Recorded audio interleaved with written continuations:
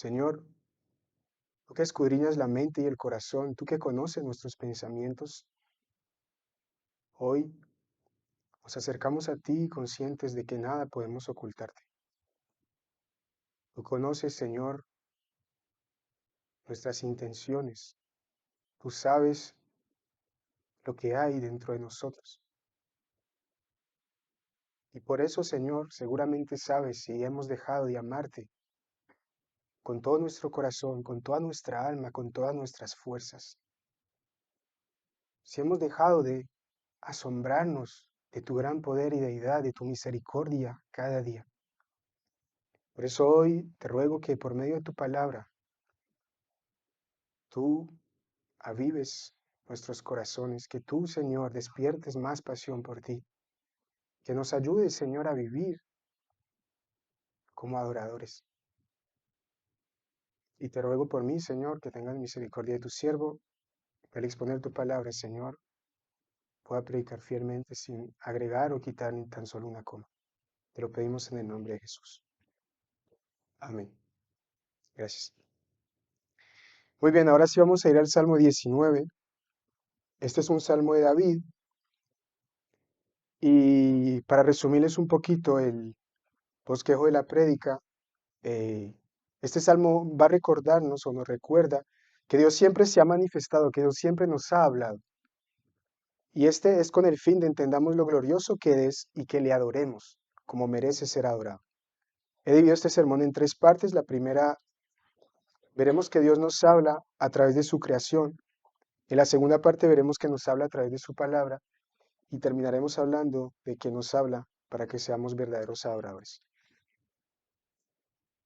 Empecemos con los primeros 6 versículos, el primer punto de nuestro sermón. Dios nos habla por medio de su creación. Dice así, Salmo 19 del 1 al 6. Los cielos cuentan la gloria de Dios, y el firmamento anuncia la obra de sus manos. Un día emite palabra a otro día, y una noche a otra noche declara sabiduría. No hay lenguaje ni palabras, ni es oída su voz. Por toda la tierra salió su voz, y hasta el extremo del mundo sus palabras.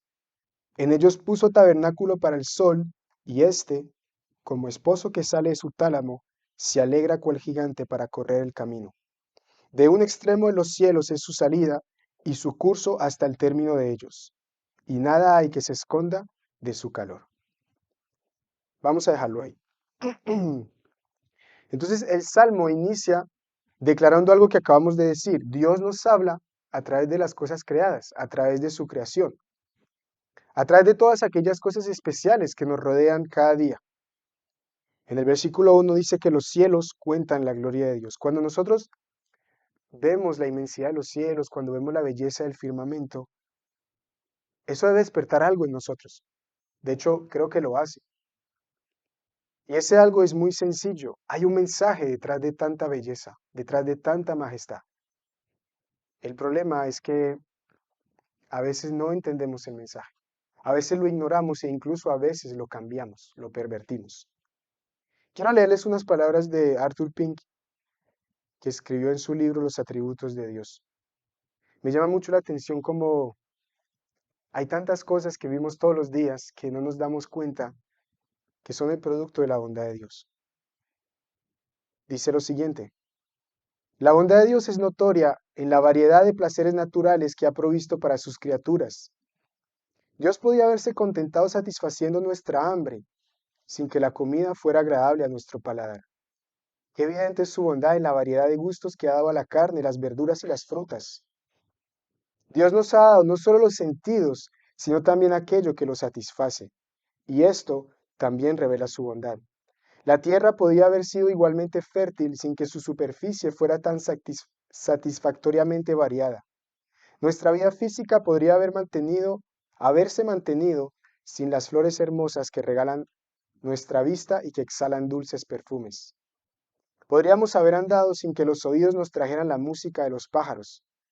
¿De dónde proviene pues esta hermosura, este encanto tan generosamente vertido sobre la faz de la naturaleza?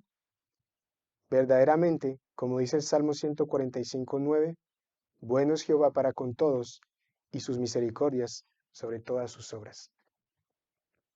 Es increíble la cantidad de cosas que vimos diariamente y que olvidamos que nos hablan de la bondad de Dios. Para algunos, como lo contaba ahora, es poder contemplar a su familia dormir plácidamente. Para otros, como lo dice aquí Pink, es poder disfrutar de una comida que despierta, no sé, como algo, ¿no? Tan rico que es comerse algo sabroso. Para otros es poder tomarse unos días de descanso, contemplar paisajes que nunca antes había visto, ir a la nieve, ir a la playa. Quizás algunas personas no tengan algunos de estos privilegios. Quizás algunas personas no puedan tener hijos o algunos no puedan salir al restaurante. Quizás algunos desafortunadamente pierdan la vista y ya no puedan contemplar algunas hermosuras que Dios ha creado. Pero en general, todos gozamos de infinidades de bondades de Dios y lo hacemos a diario. Y una de las preguntas que quiero que nos hagamos es si cuando estamos gozando de aquellas cosas, estamos escuchando el mensaje que estas cosas nos quieren decir. El mensaje es muy sencillo. Dios es glorioso. Dios es Dios. Dios es bueno. Porque Él hizo todas estas cosas y no solamente las hizo, sino que nos permite disfrutarlas. Ignorar ese mensaje es un gran pecado. En Romanos capítulo 1, los versículos 18 al 21 nos dicen lo siguiente. Romanos capítulo 1, versículos 18 al 21. Porque la ira de Dios se revela desde el cielo contra toda impiedad e injusticia de los hombres que detienen con injusticia la verdad. ¿De qué verdad nos habla aquí el apóstol? Porque lo que de Dios se conoce les es manifiesto, pues Dios se lo manifestó. Porque las cosas invisibles de Él, su eterno poder y deidad, se hacen claramente visibles desde la creación del mundo, siendo entendidas por medio de las cosas hechas, de modo que no tienen excusa. Pues habiendo conocido a Dios, no le glorificaron como a Dios, ni le dieron gracias, sino que se envanecieron en sus razonamientos y su necio corazón fue entenebrecido. Romano nos dice que hay un mensaje claro a través de la creación. Nadie tiene excusa para ignorarlo, pero muchos lo han hecho. Y a veces lo seguimos haciendo. No tenemos excusa, hermanos. El mensaje está ahí, está delante de nuestros ojos. Deberíamos alabar a Dios todos los días, cada vez que abrimos nuestros ojos y hasta que los cerremos. Vamos a volver al Salmo 19 para ver lo que sigue diciendo el salmista acerca de este mensaje. Versículo 2. Un día emite palabra a otro día, y una noche a otra noche declara sabiduría. El mensaje es continuo, no se detiene. No hay una generación que pueda decir, nosotros no vimos o oímos, por así decirlo, el mensaje. Cada día, desde la creación del mundo, ha estado ahí. Y esto nos habla de la fidelidad de Dios. Como dice la Escritura, nosotros podemos ser infieles, pero Él permanece fiel. Él no puede negarse a sí mismo. Dios es bueno. Él no puede negar su bondad. Por eso, de generación en generación, ha permitido que disfrutemos de esa bondad. Versículo 3. No hay lenguaje ni palabras, ni es oída su voz. Creo que ya ha quedado claro, no es un mensaje audible. Es algo que de alguna manera se escucha con los ojos. Pero esto incluso es una grandeza de Dios, porque no hay cultura ni hay idioma que pueda decir nosotros no entendimos el mensaje. Es que nosotros no hablamos ese lenguaje, ¿no? Todos los pueblos y todas las naciones pueden entenderlo. Cada corazón tiene la capacidad de escuchar ese mensaje. Versículo 4. Por toda la tierra salió su voz y hasta el extremo del mundo sus palabras. Vamos a detener en la mitad del 4. Este mensaje es un mensaje para todos, no en el sentido de cada cultura, sino de cada rincón de la tierra. Desde los lugares más poblados, las grandes aglomeraciones, hasta los rincones más aislados y remotos del mundo, todos son testigos de la gloria de la creación, perdón, de la gloria de Dios en la creación. Y aquí, a partir de la mitad del 4, hay una ilustración del salmista en la que quiero detenerme un poquito. Dice, desde la mitad del 4 hasta el 6, en ellos puso tabernáculo para el sol, y éste, como esposo que sale de su tálamo, se alegra cual gigante para correr el camino. De un extremo los cielos es su salida y su curso hasta el término de ellos, y nada hay que se esconda de su calor. El salmista nos habla del sol y utiliza una ilustración donde parece que lo personifica. Bueno, parece no lo personifica. Quiero aclarar que esto no significa en absoluto de que le esté confiriendo algún carácter divino al sol, como algunas culturas veneraban el sol. Para nada, es simple poesía. Y hay dos cosas que llamaron mi atención de esta ilustración, perdón, de esta ilustración del salmista. La primera es que compara el sol con un esposo que sale de su tálamo. ¿Cómo es un hombre después de su luna de miel? Feliz, radiante, alegre. Es lo que dice el salmista en el versículo 5. Y este como esposo que sale de su tálamo se alegra cual gigante para correr el camino. Y la segunda cosa que llamó mi atención en el versículo 6 dice, de un extremo de los cielos es su salida, y su curso hasta el término de ellos, y nada hay que se esconda de su calor. Quizás la idea aquí en esta ilustración es que el sol es como un hombre poderoso y soberano. No hay nadie en la tierra que pueda decirle, alto ahí, por aquí no puedes pasar. Él cruza desde un extremo de la tierra hasta el otro sin que nadie, absolutamente nadie, pueda esconderse de él.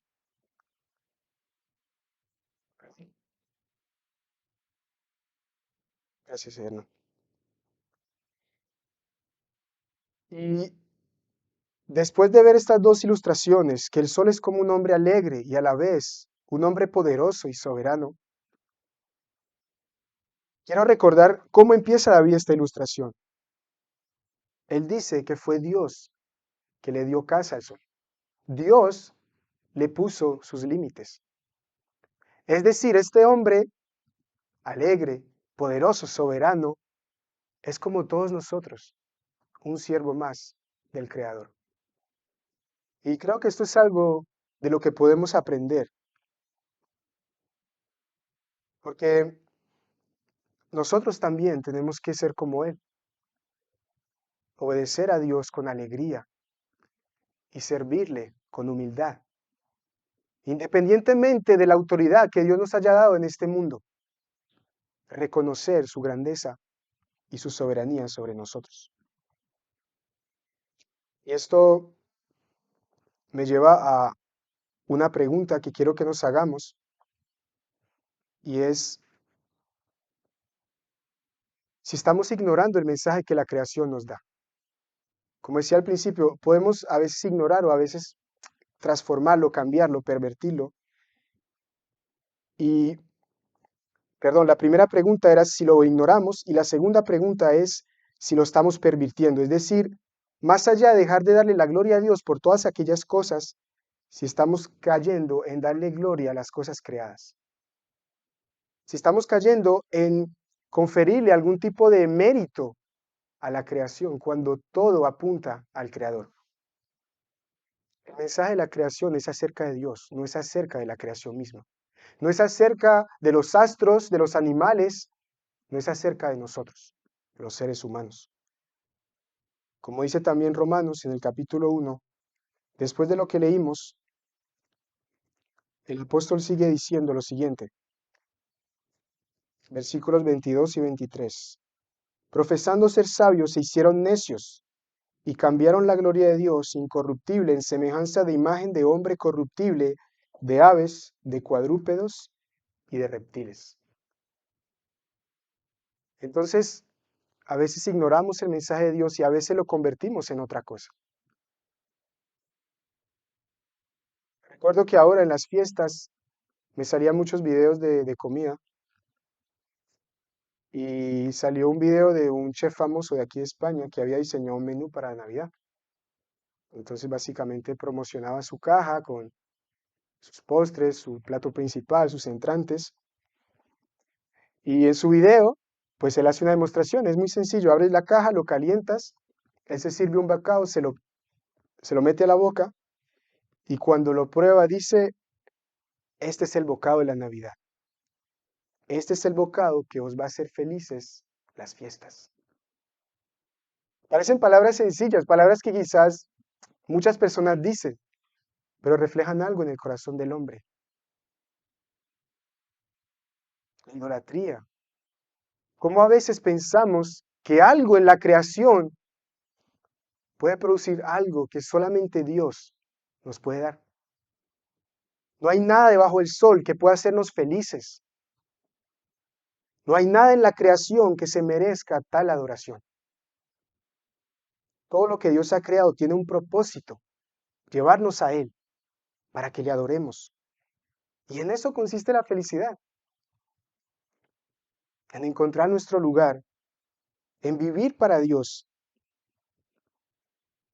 y en poder gozar de cada una de las bondades que Él nos da en este mundo, que son para recordarnos que Él es bueno, que Él es glorioso.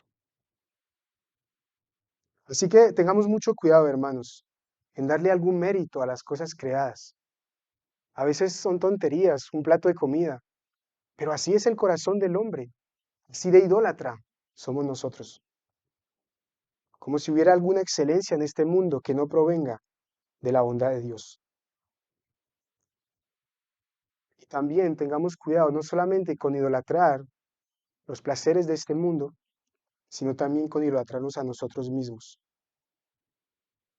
Cuando pensaba en esto, recordaba que en estos últimos meses, desde que nació Abigail, he escuchado mucho una frase que me han dicho y es, la niña te quedó muy bonita. No quiero que nadie se sienta incómodo porque incluso personas aquí me lo han dicho. Creo entender que es una forma cariñosa de decir que la niña tiene su gracia, pero puede haber hombres que realmente piensen que tienen algún mérito en la concepción de un bebé. Hermanos, no se preocupen por mí, soy completamente consciente y no tengo nada que ver ahí, que todo es por la gracia de Dios. Pero a veces nuestro corazón es así, de orgulloso, de soberbio. Hay algunas personas que piensan que se merecen algún aplauso porque su bebé salió muy lindo. Pero si algo en lo que yo fui totalmente impotente, hermanos, es ver a mi esposa en sus 9 meses con Abigail, yo no pude hacer absolutamente nada. No tengo ningún mérito ahí. Todo es por la gracia de Dios. Así que tengamos cuidado con la idolatría. Nada de lo que disfrutemos en este mundo, nada de lo que logremos en esta vida debe hablarnos acerca de nosotros o de la creación. El mensaje es acerca de Dios, de lo bueno que es Él, y por eso debemos adorarlo. Vamos a pasar a nuestro segundo punto, que es que Dios nos habla por medio de su palabra. Vamos a ver los versículos 7 al 11, pero antes aclarar de que si el testimonio de la creación es importante, no quita que sea incompleto, que no sea suficiente. La creación nos puede hablar acerca del poder y la deidad de Dios, como dice Pablo, de su bondad, de su misericordia, pero no nos dice cómo debemos vivir para Dios. No nos dice cuál es su voluntad. Por eso el Señor se dio a conocer a los hombres a través de las Sagradas Escrituras. Y ahora sí vamos a leer lo que dice el salmista acerca de la palabra de Dios. Versículos 7 al 11. Dice, la ley de Jehová es perfecta, que convierte el alma. El testimonio de Jehová es fiel, que hace sabio al sencillo. Los mandamientos de Jehová son rectos, que alegran el corazón. El precepto de Jehová es puro, que alumbra los ojos. El temor de Jehová es limpio, que permanece para siempre. Los juicios de Jehová son verdad, todos justos. Deseables son más que el oro y más que mucho oro afinado. Y dulces más que miel y que la que destila del panal. Tu siervo es además amonestado con ellos, en guardarlos hay grande galardón. Vamos a detenernos ahí. En esta porción encontramos 6 paralelismos. Los paralelismos son figuras típicas de la poesía hebrea. La idea es insistir en ilustrar algo, ¿no? En transmitirnos una imagen. Y en este caso, los 6 paralelismos son acerca de la palabra de Dios, de su excelencia y de su utilidad. Pero antes de ver los paralelismos, hay algo que llama mi atención, y es que David está convencido en su corazón de dónde proviene esta revelación, la revelación escrita. Porque en cada uno de estos paralelismos, cuando dice la ley de Jehová, el testimonio de Jehová, los mandamientos de Jehová, el precepto de Jehová, el temor de Jehová, los juicios de Jehová, siempre repite de Jehová. Si hay algo que no podemos ignorar acerca de esta revelación, es que no son palabras de hombres, son palabras de Dios. Dios usó hombres, pero por medio de su espíritu los inspiró para escribir esta revelación. Y no podemos ignorar que el autor más importante de las escrituras no son los autores humanos, es el Señor mismo. Tristemente, de la misma manera que menospreciamos a Dios al ver las bondades que nos rodean diariamente, a veces menospreciamos a Dios porque pareciera que esto fuera un libro cualquiera. A veces nuestros corazones no son conscientes de que al acercarnos a su palabra estamos acercándonos a los pensamientos de Dios, a la mente de Dios. Y aquí me hacía una pregunta, bueno, ¿y qué debo hacer si me siento así? ¿Qué debo hacer si me aburre las escrituras? Si ya no siento de que la palabra de Dios sea la palabra de Dios. Bueno, quizá lo primero que hacemos, pero que no deberíamos hacer, es dejar de leer. Perdón.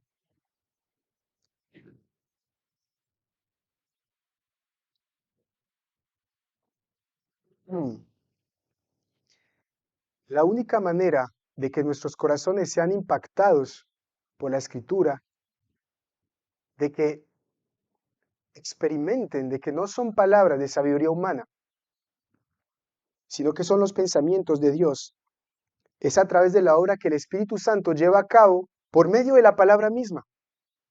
No hay una forma como nosotros podemos, fuera de la escritura, convencernos de que este libro es especial. El Espíritu Santo lo hace a través de la misma Biblia. Así que si estamos sintiéndonos que ya la Biblia no despierta en nosotros una pasión, deseo de leerla, y nos alejamos de ella, estamos haciendo justamente lo opuesto a lo que deberíamos hacer. Porque es a través de ella que el Espíritu Santo va a ministrar a nuestras vidas, va a avivar nuestros corazones. La convicción de que estos son palabras del Señor no puede ser desarrollada fuera de la Escritura. Y esto es lo primero. Y lo segundo es que tenemos que cambiar la forma como leemos la palabra de Dios.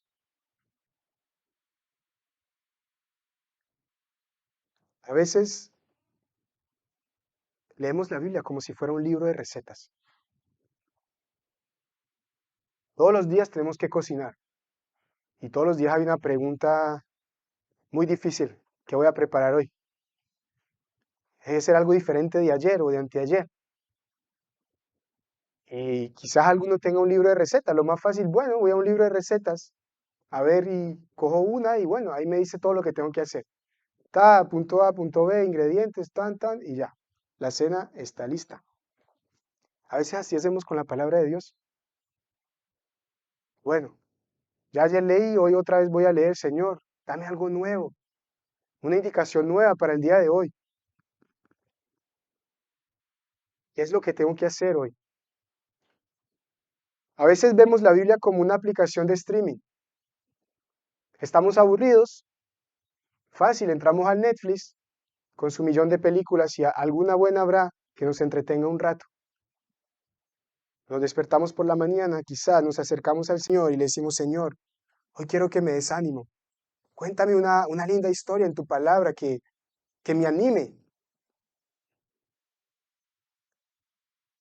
El problema es que no estamos leyendo la Biblia como tiene que ser. En su libro En las manos del Redentor, Paul Tripp dice que muchos cristianos no entienden qué es la Biblia.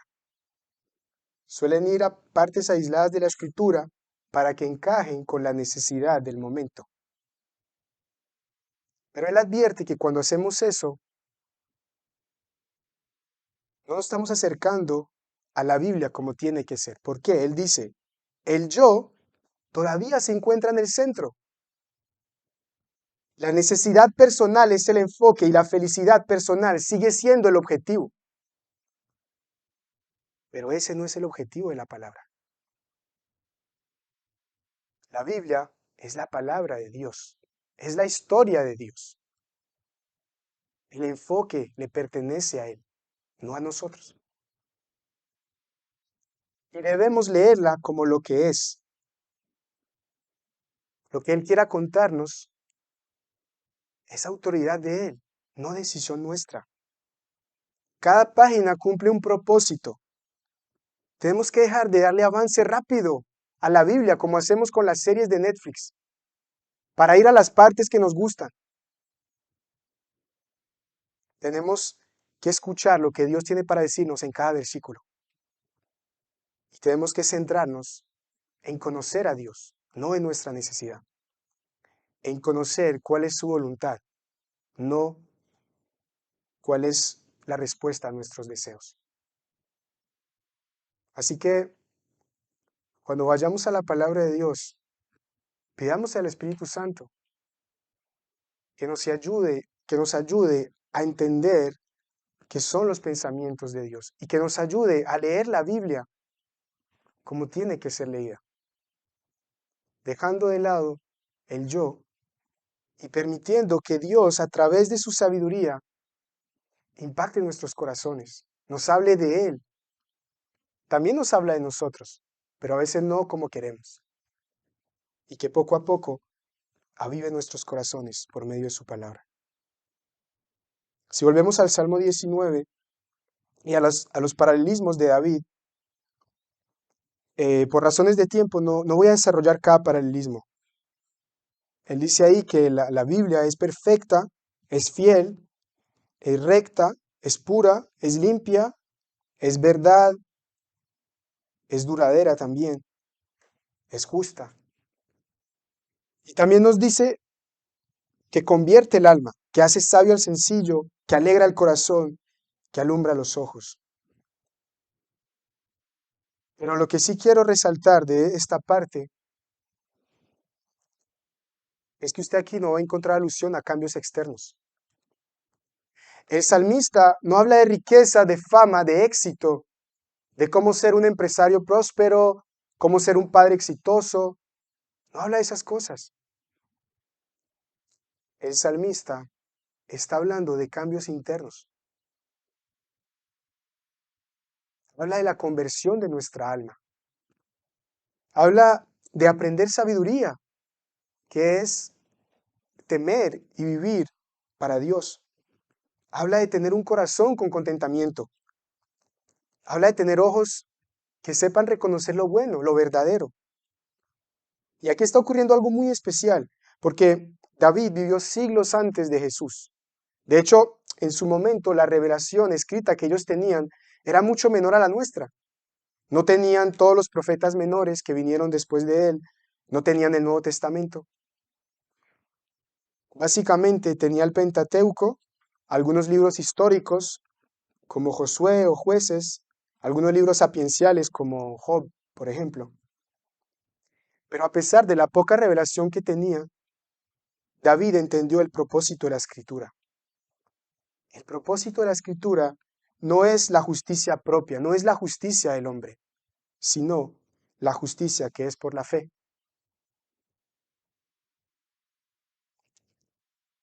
Es decir, a pesar de que David básicamente tenía la ley y muy poco más, él entendió que la palabra de Dios no es un contrato, que Dios te extiende. Para que tú conozcas los términos, los deberes que debes cumplir, los cumplas y luego vengas a Dios y le dices, vengo a reclamar mi pago, porque he hecho mi parte. Ese no es el propósito de la Escritura. Muy pocos lo entendían, pero David fue uno de ellos.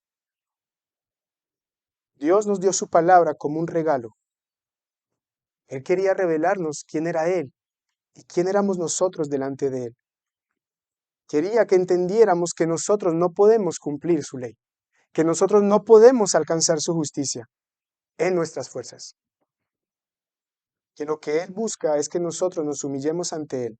Solamente Él puede producir un cambio en nosotros.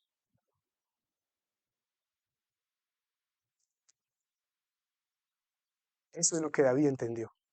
No sé en qué términos lo entendió, no lo puedo decir, pero de corazón lo entendió. Por fe lo entendió, por la gracia de Dios. Y es curioso ver cómo siglos más tarde, después de todos los profetas, incluso en el momento en que estaba Jesús, el propio Hijo de Dios, habían hombres que eran incapaces de entender esta verdad. Hombres como los fariseos, que creían que este libro, que la palabra de Dios, era acerca de la justicia propia. ¿Y qué les dice Jesús? Quiero leerles Mateo capítulo 23, versículos 25 al 28.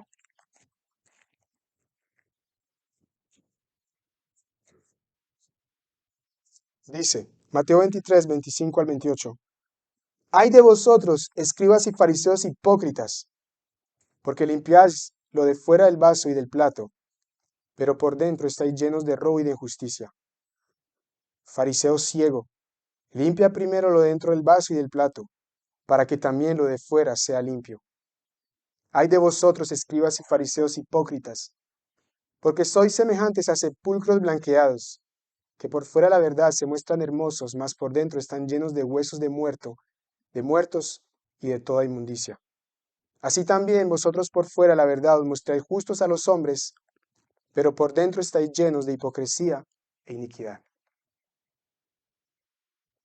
Quiero que nos preguntemos, ¿cómo estamos leyendo la palabra de Dios? ¿Lo estamos haciendo como quienes buscan limpiar lo de fuera del vaso? ¿O estamos dejando que la verdad de Dios traspase nuestro corazón? La verdad que Él quiere transmitirnos en su palabra, la verdad que David entendió, que nuestra vida es un vaso que por dentro está lleno de maldad y de pecado, y que no hay nada que podamos hacer para cambiar eso, que solamente Dios, por su misericordia y a través de su palabra, puede limpiarnos. Por eso a David tesoraba este libro.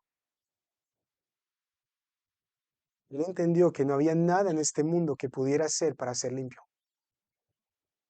pero que la clave estaba aquí, que Dios por medio de este libro podía llevarlo a humillarse y podía transformarlo. Ahora que hablamos de la creación, hablábamos de dos peligros: ignorar el mensaje de la creación o pervertirlo. De igual manera, con la escritura,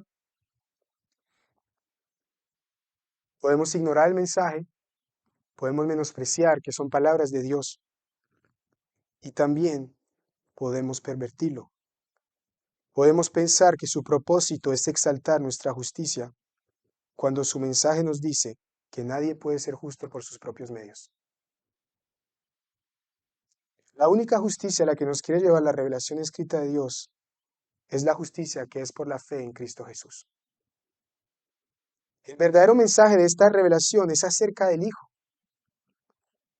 La Escritura dice que la palabra de Dios nos da testimonio de Jesús. Jesucristo fue quien por su muerte nos reconcilió con Dios. En la cruz, Él cargó nuestros pecados, Él cargó nuestra maldad y murió. Y lo hizo para que todos aquellos de nosotros que confiemos en Él seamos salvos de la ira de Dios. Por su sacrificio, aquellos que en Él confían reciben el Espíritu de Dios, el cual puede darnos un nuevo corazón, un corazón para amar a Dios y desear hacer su voluntad. Así que de cierto modo la palabra de Dios, como entendió David, tiene el poder de cambiarnos. No porque sean fórmulas mágicas que vamos a recitar y vamos a salir diferentes. No, sino porque tienen el poder de llevarnos al arrepentimiento y a la fe en Jesucristo, quien es el verdadero autor del cambio en nosotros. Y esto me lleva a la última parte del Salmo. Porque después de declarar la excelencia y la utilidad de la palabra de Dios, el salmista parece que cambiara de tema, pero no está cambiando de tema. Dice los versículos 11 al 14, tu siervo es además amonestado con ellos. 12 al 14. ¿Quién podrá entender sus propios errores? Líbrame de los que me son ocultos. Preserva también a tu siervo de las soberbias, que no se enseñoreen de mí. Entonces seré íntegro y estaré limpio de gran rebelión. Sean gratos los dichos de mi boca y la meditación de mi corazón delante de ti. Oh Jehová, roca mía y redentor mía. Lo primero que llama mi atención es que el salmista cambia de persona a quien habla. Él empieza el salmo dirigiéndose a alguien, no a Dios. En el versículo 1 dice al músico principal. Pareciera que se estaba dirigiendo al director de alabanza o quizás se estaba dirigiendo al lector. En todo caso, no se estaba dirigiendo a Dios. Pero a partir del versículo 12, ahí sí empieza a dirigirse al Señor. ¿Quién podrá entender sus propios errores? Líbrame de los que me son ocultos. Él ahí no se está dirigiendo al director del coro, no se está dirigiendo a nosotros, se está dirigiendo al Señor. Y esto resalta lo que acabamos de decir. David no encontraba deleite en la palabra de Dios porque ella le indicaba cómo cambiar por sí solo. Se deleitaba en ella porque le revelaba el autor del cambio. Y ahora se dirige al autor del cambio. Y le ruega que lo libre de pecar. Que lo libre de pecar de dos formas. Primero, inconscientemente, porque todos los días ofendemos a Dios y no nos damos cuenta. Pero también le pide que lo libre de pecar conscientemente. En el versículo 13 dice, preserva también a tu siervo de las soberbias que no se enseñoreen de mí. Cuando pecamos en toda conciencia, sabiendo que estamos yendo en contra de la voluntad de Dios, lo que demuestra eso son corazones soberbios. Corazones que creen que hay una mejor forma de vivir que la que el Creador nos enseña y nos pide. Es lo que leíamos en Romanos 1. Decía que las criaturas se negaron a dar gloria a Dios. Esto es a obedecerle, a glorificarle, a adorarle.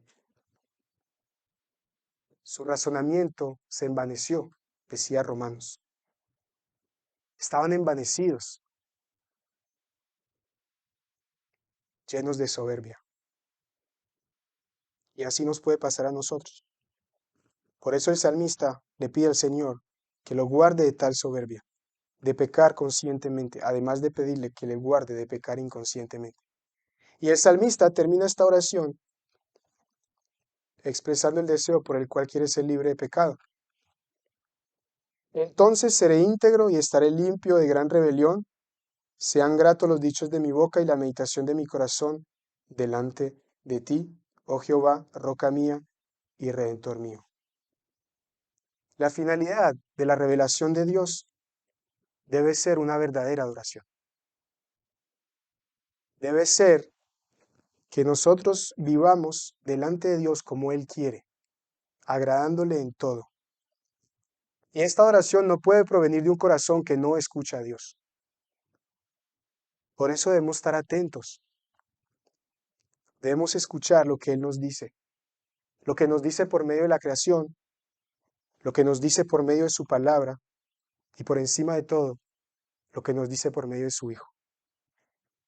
Como dice el salmista en el último verso, oh Jehová, roca mía y redentor mío. La verdadera adoración, aquella que el Padre está buscando, tiene que provenir de un corazón que deposita toda su confianza en el Hijo. Dios es nuestra roca, Él es nuestro redentor. Él es quien nos salva de la esclavitud del pecado. Él es quien nos sostiene en su justicia por medio de Cristo. Así que quiero aprovechar esto para dirigirme a las personas que quizás tengan dudas de si realmente han depositado su confianza en Cristo.